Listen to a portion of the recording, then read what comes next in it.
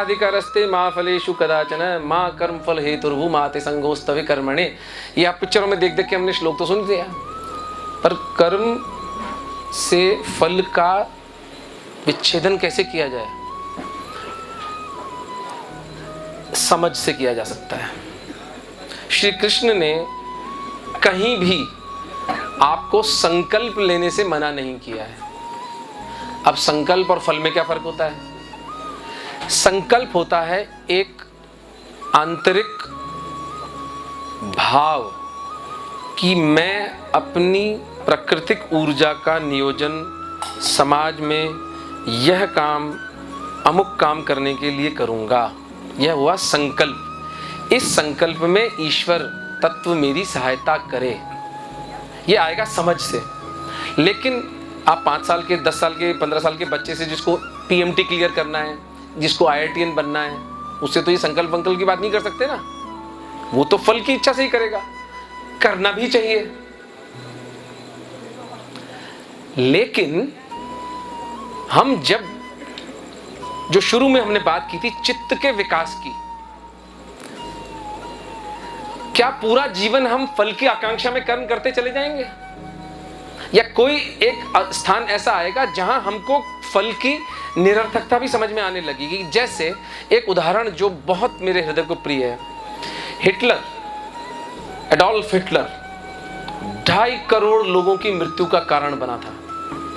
उसे एक anti Christ कहा जाता है, संसार का बड़ा एक खलनायक कहा जाता है। यह हिटलर जब छोटा था तो एक अंधे कुएं में जर्मनी में गिर गया था, और एक सज्जन ने अपनी जान पर बाजी लगाकर उस बच्चे को, हिटलर जब बच्चा था, उसको उस अंधे कुएं से निकाला था।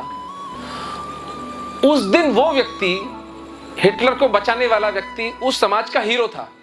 अखबार में फोटो छपी थी कि एक आदमी ने कुएं में उतर के एक बच्चे की रक्षा की। उस बच्चे ने जाकर के आगे जाकर 2.5 करोड़ लोगों की हत्या की। अब वो व्यक्ति हीरो था या विलन था? कर्म की गति गहन है। कबीर जैसे महात्मा भी कहते हैं, अपने कर्म की गति मैं क्या जानूं, मैं क्या जानूं बाबा रे। कर्म हम करते हैं, फल समष्टि से आता है। कर्म यूनिफैक्टोरियल है। मैं ऑपरेशन के लिए कान के पीछे चीरा लगाता हूं, पेशेंट डायबिटिक है, या उसके कोई एनाटॉमिकल मैलफॉर्मेशन है, या मेरा एनेस्थेटिस्ट उस दिन शराब पीकर आ गया, या मेरे असिस्टेंट को उस दिन कोई दौरा पड़ गया और वो उस पर गिर गया। मैं क्या करने चला था? कान का ऑपरेशन, पूरी सदिच्छा से। मैं चाहता था मेरा पेशेंट ठीक हो, पर वो पेशेंट ठीक नहीं हुआ, क्योंकि जो कर्म का फल है वो समष्टि से आता है। कर्म व्यक्ति कर देती है, चूंकि समष्टि पर आपका कोई अधिकार नहीं है, इसलिए श्री कृष्ण कहते हैं कर्म के फल से विमुख हो जा,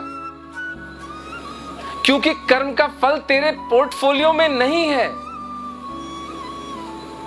इसलिए अपने चित्त का विकास कर, तू संकल्प ले, वरना तो फिर तो सारी बात ही बेकार है ना। भगवान कृष्ण क्यों कह रहे हैं अर्जुन को लड़ने के लिए? अगर वो फल की इच्छा नहीं करे और धर्म की, तो फिर तो भगवान कृष्ण का धर्म की स्थापना का फल है, वो भी बड़ा बेवकूफीपूर्ण है। भगवान कृष्ण को कैसे कह सकते हैं कि धर्म की स्थापना होगी? वो तब कह सकते हैं जब उनका संकल्प निज अहंकार से मोटिवेटेड नहीं है। वो वहां अपना टुच्चा काम करने, वो अपनी कोई दुकान जमाने नहीं गए हैं। कृष्ण गए हैं धर्म की स्थापना करने हेतु। ठीक ऐसा ही समझो जैसा अर्जुन रोना मचाते हैं कि ये लोग मारे जाएंगे, ये इनकी अकाल मृत्यु होगी, तब श्री कृष्ण कहते हैं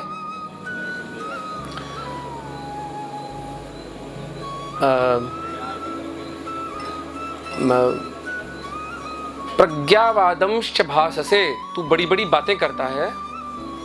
गतासु अनगतासुश्चम नानुशोचन्ति पंडिता। ये पोर्टफोलियो जीवन और मृत्यु का तेरे हाथ में नहीं है, तू इनकी मृत्यु का शोक नहीं कर सकता। इनकी मृत्यु कब और कैसे होगी ये निश्चित है। तू ये गलतफहमी मत पाल कि तू इनको मार रहा है। आपको बात समझ में आ रही है मैं क्या कह रहा हूं? फल आपके हाथ में है ही नहीं, ये एक रियलिटी है।